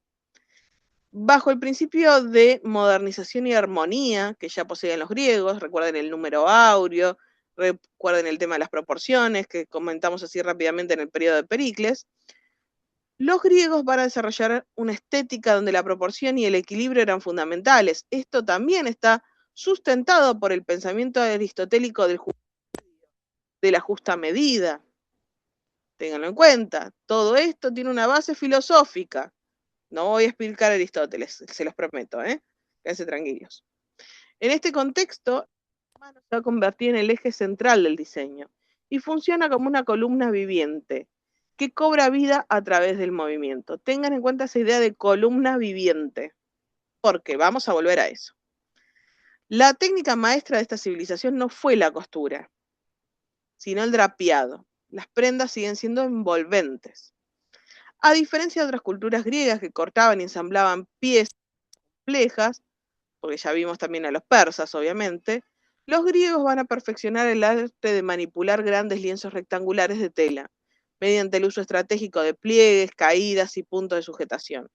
Van a transformar materiales simples en estructuras de una sofisticación visual absoluta. Y esta capacidad de generar complejidad a partir de las del lienzo es testimonio definitivo del refinamiento cultural de este periodo. La industria textil griega va a depender de una ciudad bien industrializada para ese momento, con una selección de fibras y técnicas decorativas que van a definir la identidad del rango del individuo. Entonces, la sofisticación no solo residía en el pliegue, sino en la riqueza de los detalles añadidos. En cuanto a materiales, vamos a tener la lana, que es el material predilecto del estilo dórico, va a ser robusta, cálida y con cuerpo, ideal para el invierno. No se crean que va a ser la lana así gruesa a lo bestia, como si fuera un tejido de abrigo, sino que va a ser una lana refinada, un manto, un paño. ¿Se entiende? El lino, de origen jónico, ligero, fresco y con caída más fluida, que permite pliegues más menudos y elegantes. Por supuesto, sedas y algodón, como fibras de lujo extremo, importadas, reservadas para las vestiduras de élite más delicadas. Pieles curtidas no van a ser de extrañar, va a ser utilizar fundamentalmente calzado y protecciones militares, prendas de trabajo, etc. Y en cuanto a metales y gemas, va a existir el oro, la plata y las piedras preciosas que se van a integrar a los tejidos mediante bordados para, obviamente, hacer notar estatus. Para estructurar estas piezas sin costura, los griegos van a emplear elementos técnicos que hoy son objeto de estudio en cuanto a lo que es diseño de moda. Entre ellas nos encontramos con fíbulas, que son broches o prendedores metálicos, que actúan como anclaje estructural en los hombros y costados. Piensen en las fíbulas como una especie de alfileres de gancho, chiquititos, porque es la base del alfiler de gancho. Los colpos, que van a generar un efecto visual de falsa blusa, van a ceñir la tela con un cinturón y van a permitir que el exceso de material cuelgue, simulando una división entre el torso y la falda. Ribetes y motivos, las prendas no van a ser lisas, se van a decorar con bordes ornamentales y patrones de flores, animales, plantas, todos aplicados mediante teñidos brillantes, bordados, etc. Siempre sobre la base del material. Vamos a pasar rápidamente. Bueno, acá ya les conté, les hice la explicación rápidamente, que una pieza rectangular va a tener, se va a transformar en distintas prendas, por eso acá lo dejé el espacio porque no podíamos elegir qué prenda, porque todas tienen una base rectangular. Así que era la idea, mostrar que siempre va a ser una rectangular, no van a utilizar corte y confección, no va a haber costuras. Acá tenía ejemplos de fíbulas, me los salteé. Estas son fíbulas, piensen que son distintos tipos de alfileres de ganchos. Algunas se las conoce como fíbulas delfín o broches delfines. Siempre van a ser metálicos, pueden ser delicados, pueden ser grandes, pueden ser chicos, para distintos modelos. Va a haber una gran variedad de fíbulas.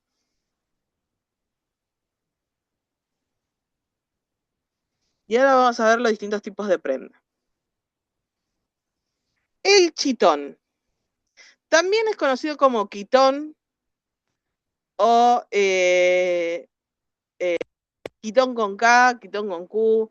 Depende de donde lo busquen, puede aparecer con distintos nombres. Pero siempre va a ser chitón dórico o doriano. Dórico yo lo prefiero porque es más claro. Además lo asociamos directamente, si no les va a costar un poco más. Va a representar la prenda fundamental y más versátil de la indumentaria de la antigua Grecia, siendo utilizada de forma generalizada tanto por hombres como por mujeres. Y esta pieza va a consistir esencialmente en una túnica cuya estructura básica se aleja de los conceptos de prenda moderna, ya que los griegos no saben coser sus prendas de manera compleja, y en lugar de confeccionar ropa con costuras, utilizan lienzos de tela rectangulares que se acomodan con gracia alrededor del. La confección del chitón es extremadamente sencilla en su forma, pero compleja en su disposición estética. Va a tener una sujetación, siempre al no estar tejido o cosido, el lienzo,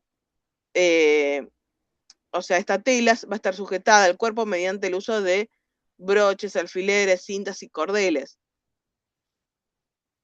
va a tener el colpos, que es un detalle característico del chitón, que es un pliegue generado cuando la tela sobresaliente se ciñe al cinturón, creando un efecto visual que vislumbra el uso de una blusa, entre comillas, y una falda por separado. Y en cuanto a la longitud, la extensión de la túnica va a variar según quién la porte. Por lo general, los hombres vestían un chitón hasta la rodilla, mientras que las mujeres llegaban hasta los tobillos.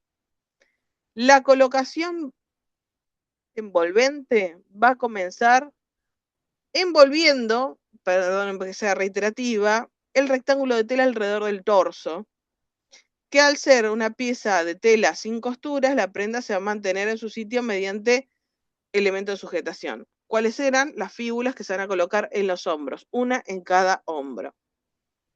Así, chitón dórico, el más sencillo de todos. Después de eso, piensen que la prenda va a quedar como abierta a un costado y solamente va a tener estos dos broches, uno en cada hombro.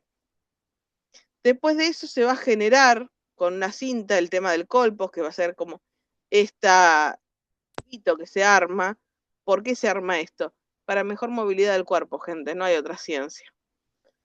Para ajustar la prenda y que si uno se mueve no le tironee para un lado y para el otro y se termine eventualmente por el esfuerzo desgarrando la prenda.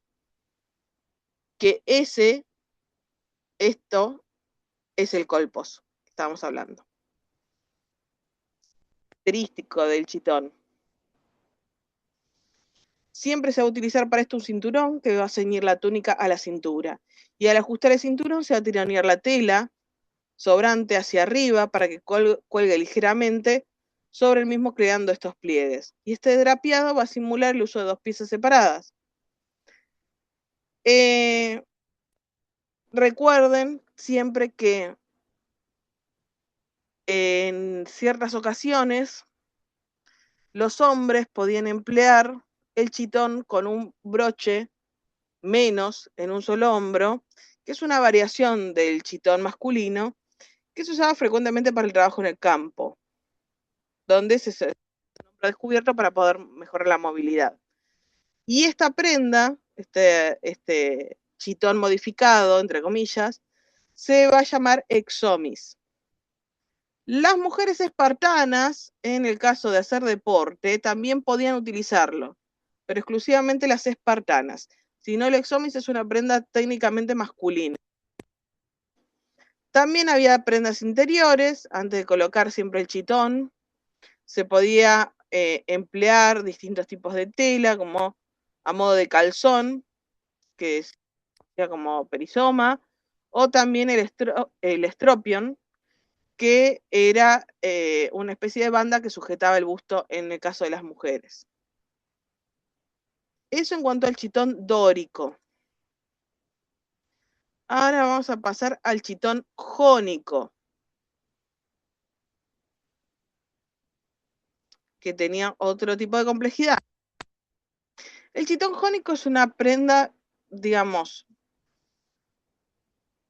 una de las prendas principales de indumentaria de la Grecia antigua, y siempre va a estar utilizado tanto por hombres como mujeres, es una variación. A diferencia del dórico, que solía ser de lana y que solamente tenía dos fíbulas en los hombros, el chitón del periodo jónico se va a distinguir por estar confeccionado predominantemente de lino, lo que le va a otorgar una caída más ligera y sofisticada. Y consiste en un lienzo de tela cuya longitud variaba según el género, obviamente, por el tema de lo que ya mencioné previamente, hasta las rodillas para los hombres, hasta los tobillos para las mujeres, y por la cantidad de tela que se necesitaba para que se generan a la altura de las mangas, que ahora vamos a ver cómo los generamos. Se trataba de una prenda sin costuras, compleja. La elegancia de esta pieza dependía enteramente de la maestría del drapeado, es decir, del arte de acomodar la tela con gracia alrededor del cuerpo. La colocación del chitón jónico seguía un proceso detallado basado en la sujetación mediante accesorios metálicos, que son estas fíbulas pequeñitas, y al ajuste de la cintura. Entonces, se envuelve a la persona en este rectángulo grande de tela alrededor del cuerpo. A veces son dos piezas inclusive. Por supuesto, al ser una tela grande, hay exceso de tela a la altura de los brazos, lo que permite de alguna manera crear una suerte de mangas falsas. La tela se asegura a los hombros a lo largo de los brazos utilizando pequeñas fíbulas muy pequeñitas o alfileres o broches pequeñas o hebillas o pines, y luego se ajusta la cintura con cintas o cordeles para ceñir la túnica al cuerpo. Obviamente, es necesario el tema del colpos, acuérdense el tema de la generación del colpos, tirando la tela un poco hacia arriba del cinturón para que colgara ligeramente, ya que estos pliegues resultantes a menudo daban la apariencia de que la persona vestía una blusa de mangas largas por separado de una falda. Esto nos va a generar esas mangas drapeadas tan atractivas. Dado que la prenda no estaba cosida, su colocación era reversible y funcional. De hecho, algunos ciudadanos bajo poder adquisitivo utilizaban estos mismos lienzos como sábanas para dormir. Se dice. Esto lo dicen algunos historiadores. No está 100% comprobado. Fíjense la similitud que genera entre la arquitectura y la indumentaria a raíz de las columnas, que se acuerdan, las columnas tienen ese capitel más ornamentado, como estas grandes mangas plegadas de este chitón jónico. Y asimismo mantienen las nervaduras de las columnas en los pliegues de la misma prenda. Entonces, fíjense el paralelismo que se hace, no solamente por el nombre.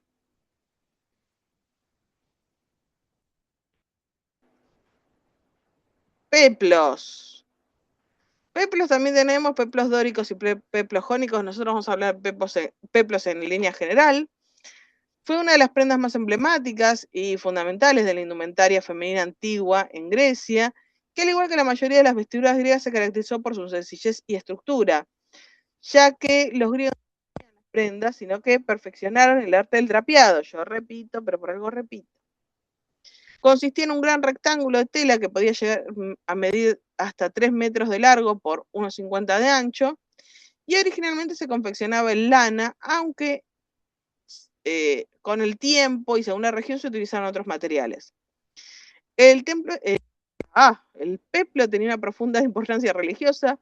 Durante el festival de las Panateas, una procesión ascendía hasta la Acrópolis de Atenas para ofrecer un peplo sagrado a la diosa Atenas como agradecimiento de protección a la ciudad.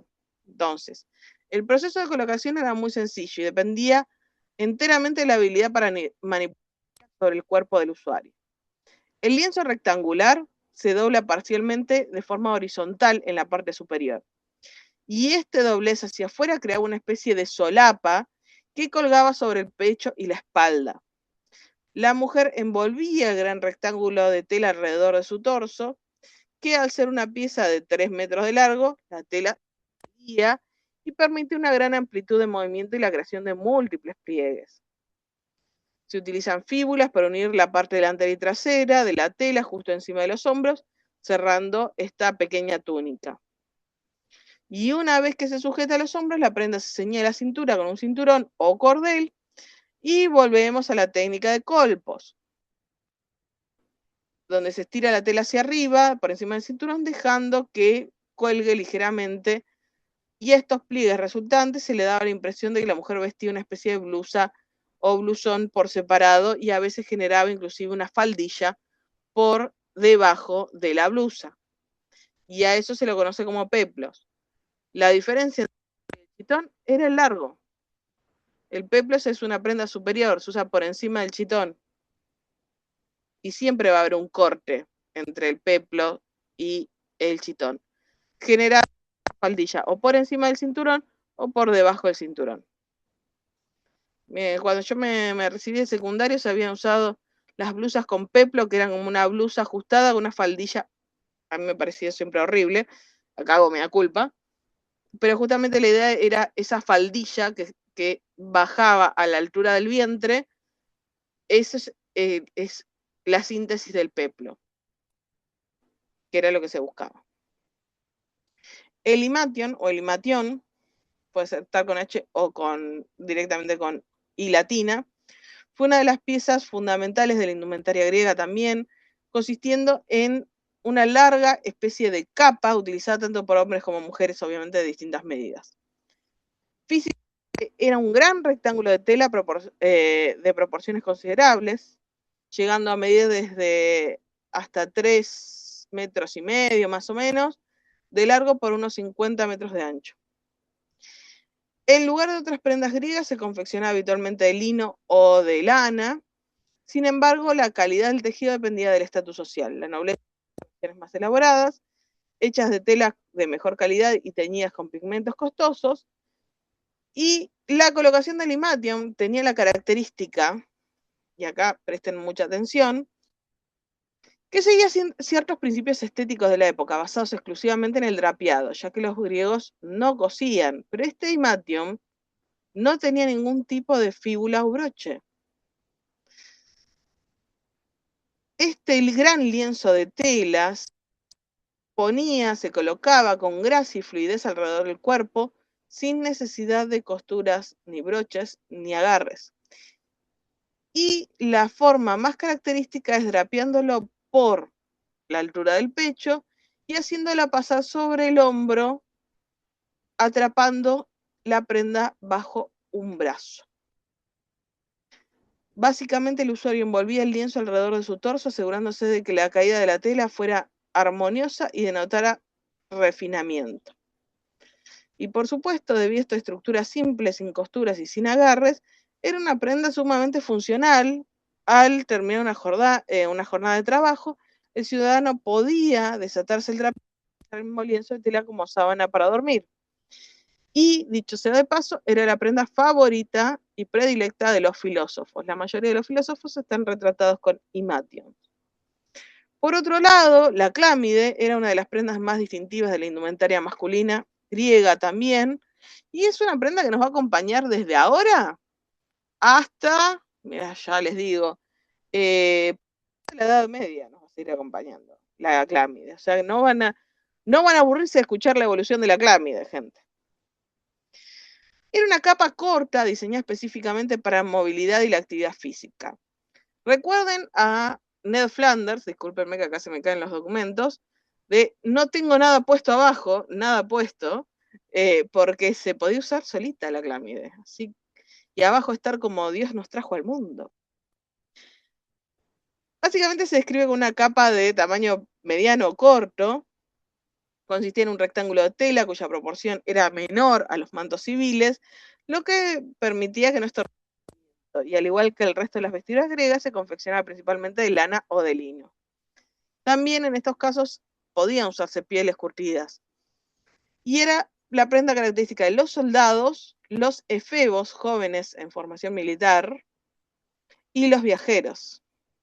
En este momento estoy moviendo las cejas, aunque no se me vean así, los efebos griegos.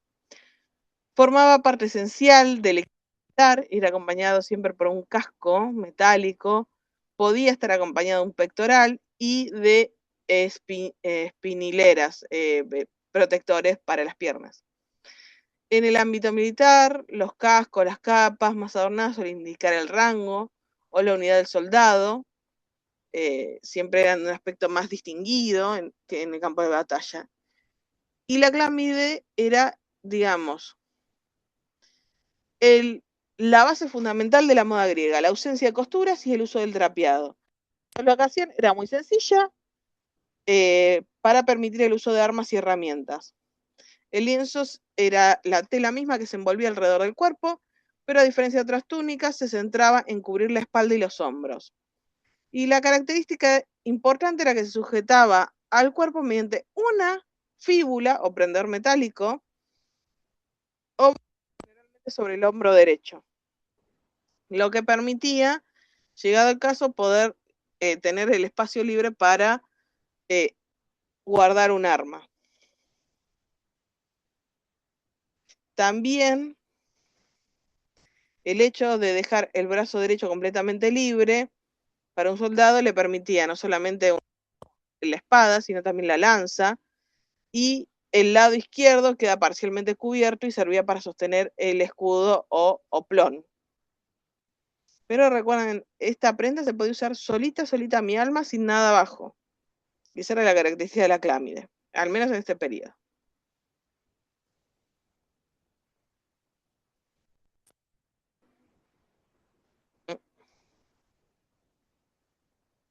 Esperen que se me pasó. Ahí está. La ropa interior.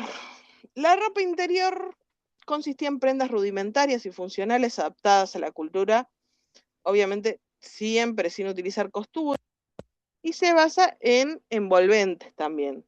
Tanto para hombres como mujeres, esta prenda se ajustaba al cuerpo mediante nudos, cintas o cordeles.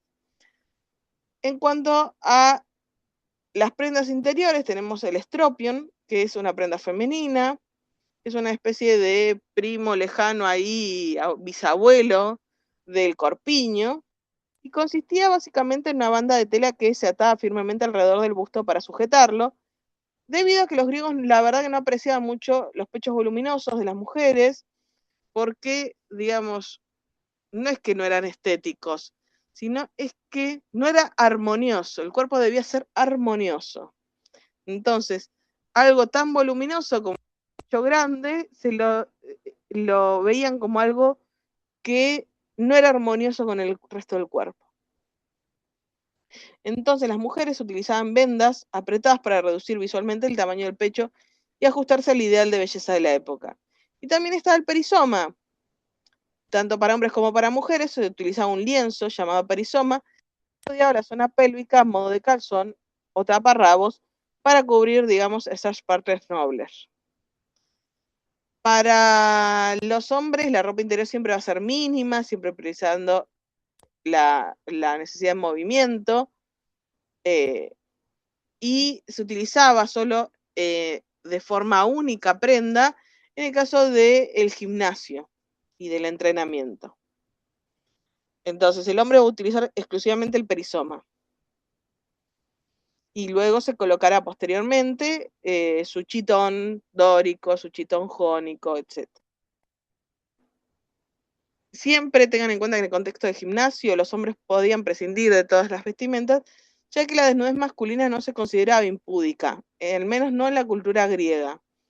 Nosotros lo vemos así distinto con nuestra visión actual, pero en esa época no era una cosa avergonzante. Por eso el tema del pudor cuando hablábamos de que no es un eh, parámetro en cuanto a razones por las cuales nos empezamos a vestir. Como ya les dije antes, yo le puse acá el mito del blanco, pero vamos a hacer una pequeña corrección histórica. En realidad no todo era de mármol blanco en la antigüedad. La realidad es que nos mintieron. Hollywood nos mintió, gente. Nos mintió. La realidad es que se han hallado, se han hecho estudios en las distintas esculturas que han llegado a nosotros, digamos, y en, digamos, las pequeñas imperfecciones, las pequeñas rajaduras, se han encontrado pigmentos, lo que nos indica, nos hace pensar que las esculturas y los monumentos y los templos estaban sumamente coloreados. Tenían ropa muy vibrante, muy coloreada y muy marcada y muy decorada. No eran blancos blancos como los vemos en las películas. Eso tener.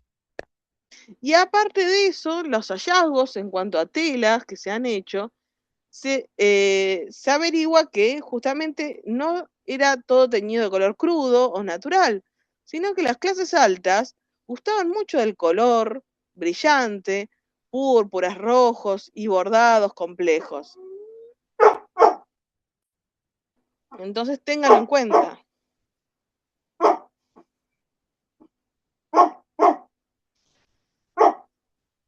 También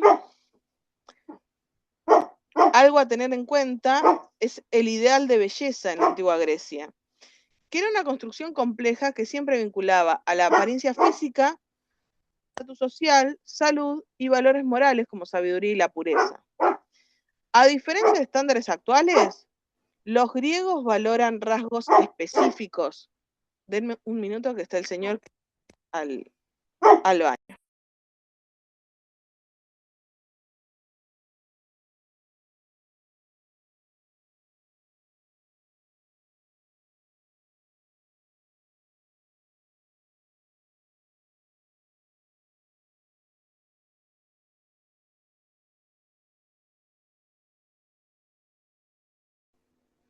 Disculpen, pero cada vez que me pongo a grabar, el señor me pide ir al baño.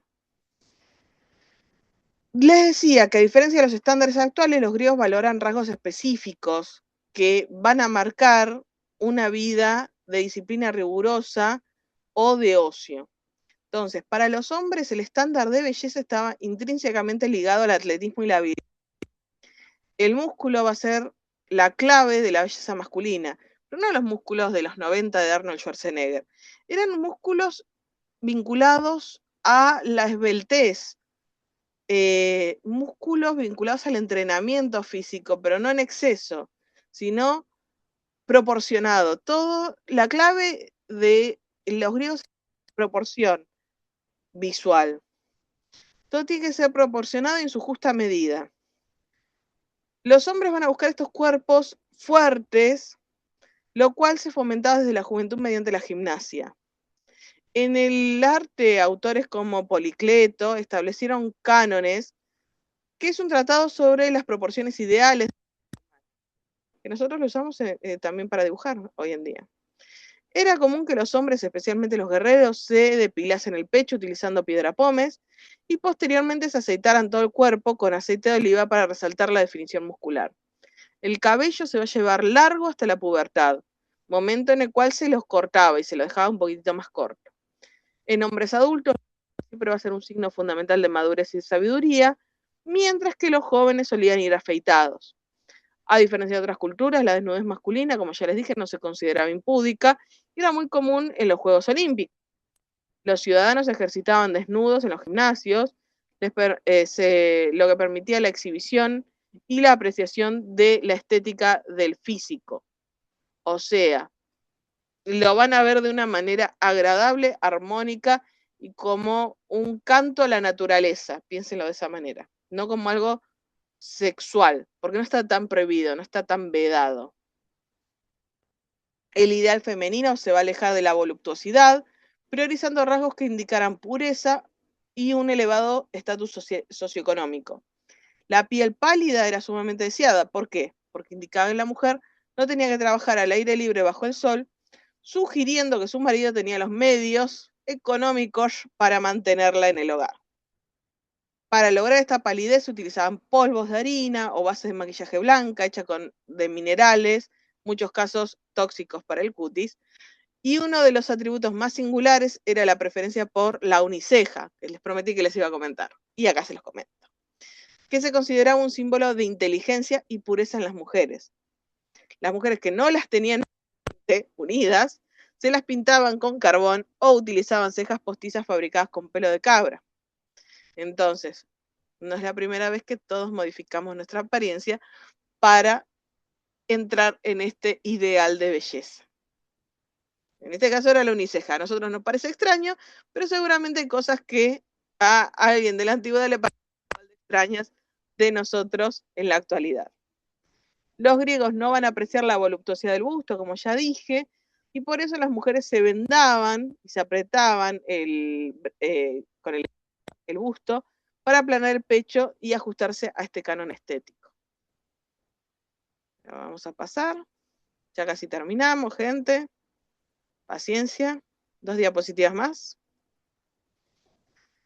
Las mujeres griegas van a dedicar gran atención al cabello, van a utilizar diversas técnicas y accesorios para lograr estilos que muestren inteligencia, elegancia y estatus social.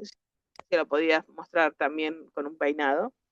Los peinados femeninos se caracterizaban por ser sofisticados y elaborados, buscaban siempre que se notase una cabelleza con forma y con volumen, porque eso siempre se asocia a la juventud. Se seguían modas impuestas por familias patricias y van a ir variando según los gobiernos. Entre las técnicas más comunes se va a encontrar el rizado y el volumen, que era habitual el uso de rizado artificial, como habíamos visto ya en la Mesopotamia, con distintas técnicas para generar mayor cuerpo y un peinado más elaborado. Se van a emplear postizos para complementar el cabello natural y alcanzar complejidad. Las mujeres utilizaban piezas postizas de cabello con mucha frecuencia. Y tanto hombres como mujeres solían llevar el cabello largo hasta la pubertad, pero en el caso de las mujeres, esta característica se mantendría como un rasgo de feminidad y distinción. Lo que sí va a variar es el tema de los tocados. ¿Por qué? Porque el adorno del cabello es una parte esencial del atuendo y se empleaba materiales que iban desde textiles hasta metales y piedras preciosas, aparte de cintas y diademas que se utilizan como tiaras metálicas, como listones o cintas fabricadas de tela para sujetar y decorar el cabello. También va a haber ciertos tipos de joyería capilar, como piedras preciosas o prendedores para alfileres decorativos, siempre empleados en las clases altas, y velos, que es una prenda de gran importancia social, especialmente para mujeres casadas. El velo, en estos casos, se colocaba en la cabeza para distinguir que una mujer estaba casada. No es que se cortaban el pelo, se lo cubrían. En Oriente se sigue haciendo, gente, no es nada de extrañarse. También habían distintos tocados o sombreros, entre los cuales estaban el petazo o petazus, que es un sombrero de fieltro que también se utilizaban los hombres, y la tolia, que es un tocado similar, pero confeccionado con paja para protegerse del sol. Y ahora pasamos al calzado, última diapositiva. Ya llegamos, gente. Ya estamos. Lo hemos logrado otra vez. Que la vamos a explicar así rapidísimo. Obviamente el calzado en Grecia no era una prenda de uso universal, sino que funcionaba como signo de distinción social, ya que generalmente solamente la clase alta utilizaba calzado con regularidad, mientras que los ciudadanos nobles siempre lucían calzados elaborados, los esclavos y la gente de clase más baja solía ir descalzo. Y utilizaba también versiones rudimentarias, únicamente diseñadas para la durabilidad. Los diversos tipos de calzado que podemos encontrar, tendríamos sandalias, que es el tipo de calzado más común y versátil.